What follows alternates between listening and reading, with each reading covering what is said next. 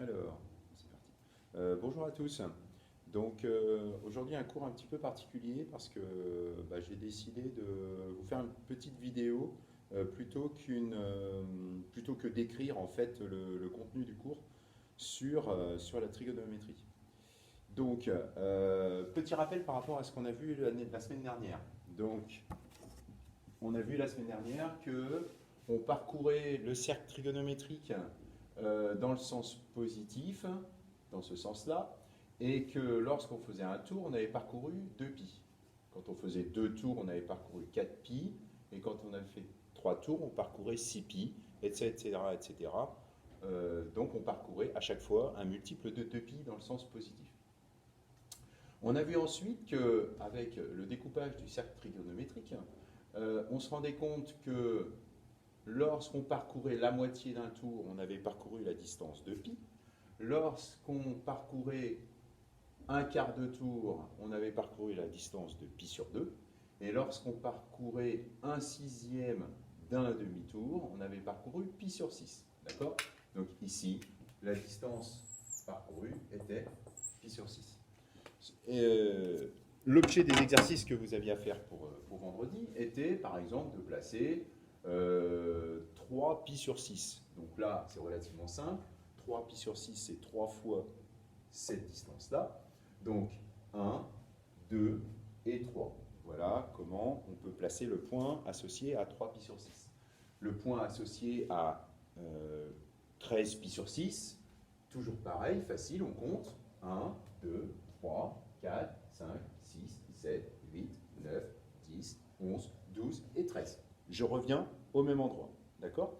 Donc ici, c'est le point associé au réel π sur 6 et au réel 13π sur 6. D'accord?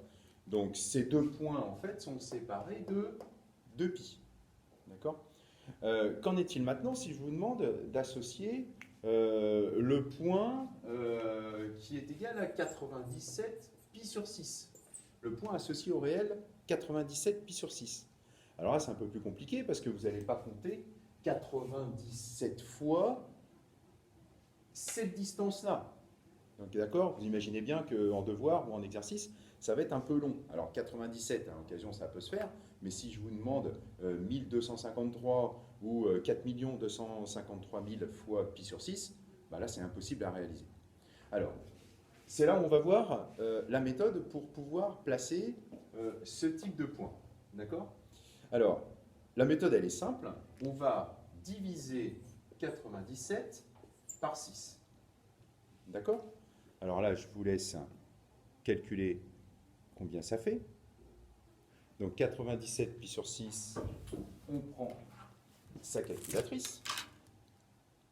Ce qui nous donne, je le fais en même temps que vous, 97 divisé par 6, ça fait environ 16,16. D'accord? Que veut dire ce nombre? Ce 16,6, c'est un multiple, on va se rapprocher du multiple de 2 le plus proche. Donc le multiple de 2 le plus proche, c'est 16. D'accord? Pourquoi le multiple de 2? Parce que ça va me permettre d'enlever à ce nombre-là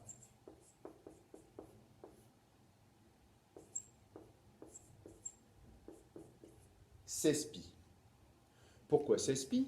Parce que tout simplement, quand je vais avoir fait un nombre incalculable de tours, d'accord? Pour revenir, comme on a vu tout à l'heure, l'écart qu'il y avait entre π sur 6 et 13π sur 6, c'est 2π. D'accord?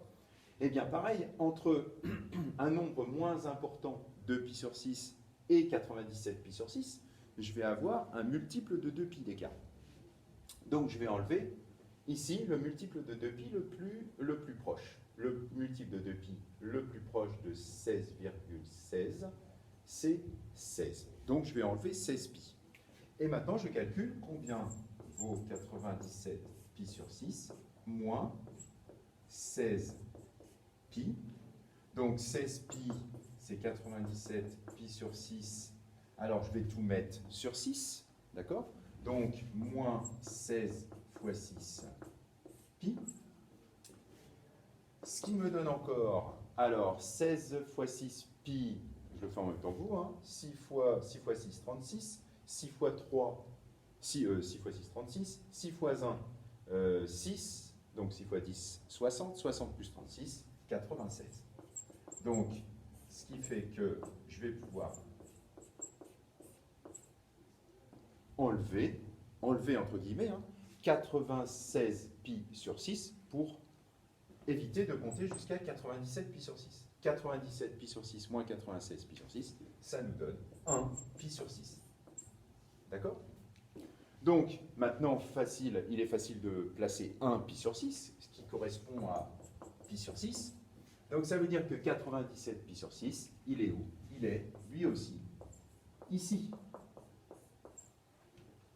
D'accord? Lui aussi, ce 97 pi sur 6 est associé au même point que pi sur 6. En fait, qu'est-ce que ça veut dire, ce pi sur 6? Comme vous l'avez écrit, ici, on a 87 pi sur 6 moins 16 pi, qui au final est égal à pi sur 6. Donc, on a 97 pi sur 6, qui est égal à, si je passe le moins 16 pi de l'autre côté, est égal à pi sur 6 plus 16 pi. C'est en fait 97 pi sur 6. Au final, ça correspond à pi sur 6 plus 16 pi, c'est-à-dire 8 tours supplémentaires. Donc 1, 2, 3, 4, 5, 6, 7 et 8. Et j'arrive au même endroit. D'accord? Donc voilà la méthode pour éviter de compter jusqu'à 97. Donc cette méthode-là, c'est, je répète encore une fois, 97 divisé par 6. Vous tombez sur un nombre et vous enlevez le multiple de 2 pi le plus proche. D'accord? Donc voilà la méthode. Donc, alors, pour lundi prochain, alors vous allez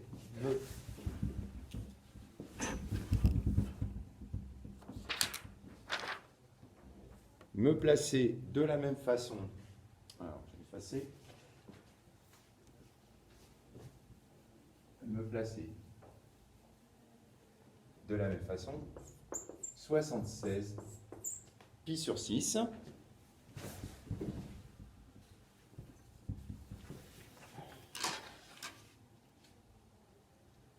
542 pi sur 3. D'accord? Donc 542 pi sur 3, c'est exactement la même démarche. D'accord? Vous divisez 542 par 3 et vous regardez quel est le multiple de 2pi. D'accord? Ça, c'était quand c'est dans le sens positif.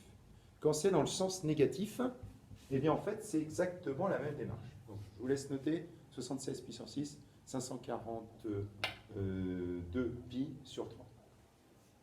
Donc, à faire vous-même et à placer sur le cercle trigonométrique. Si maintenant on a un nombre négatif du type moins 112 pi sur 3. Alors là, c'est quoi moins 112 pi sur 3? C'est moins 112 fois pi sur 3. Ce qui fait que vous... Alors, moins pi sur 3, où est placé moins pi sur 3 sur le cercle trigonométrique? Il est placé ici, d'accord? Bon, ça, c'est les valeurs qu'il faut que vous connaissiez, hein, d'accord? Moins pi sur 3 est placé ici. Le point associé à moins pi sur 3 est placé ici. Donc, moins 112 pi sur 3, eh bien, c'est 112 fois cette distance-là. Donc, 1, 2, 3, 4, 5, 6, 7, 8, etc., etc., etc. D'accord? Donc, de la même façon, on ne va pas compter jusqu'à 112, puisqu'encore une fois, ça va être bien trop long. Donc, on va, de la même façon, diviser 112 par 3. D'accord? Alors, 112 divisé par 3, ça fait environ 37,3. D'accord?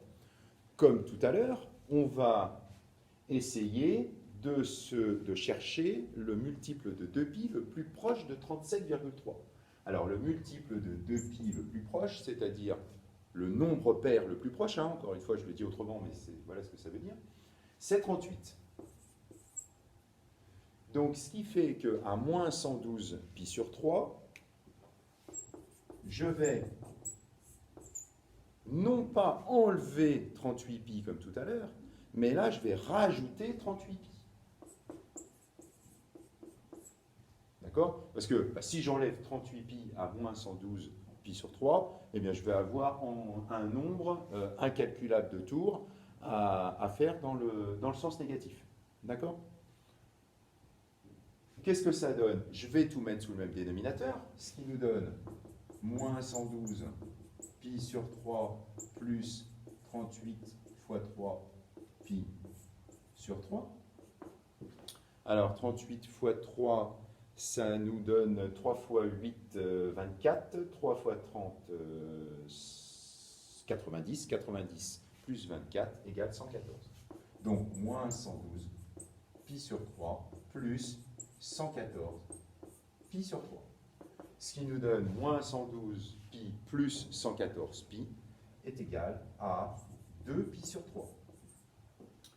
Ça veut dire quoi? Ça veut dire que le point associé à moins 112 pi sur 3, c'est le même point que le point associé à 2 pi sur 3.